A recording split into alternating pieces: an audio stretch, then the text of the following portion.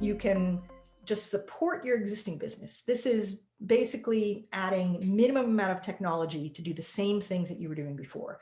This is purely a survival model. But if you have a unique product or service, if you have a monopoly in a certain market, or if you have really loyal customers, then that might be enough. Now, the next phase is you could look at improving your business. You're offering the same products or services, but you're doing it in a much better way. So this is going to give you better resilience to future disruptions. It's going to improve customer satisfaction. That's a big part of it. And it shifts you from just surviving into starting into the thriving end of the spectrum here. Now, if we look at the most sort of radical view, is you can innovate now. You can expand the products and services that you offer, or you can move into completely new markets. So this is what's going to let you leapfrog over your competition and really thrive as we emerge from this pandemic, not just survive.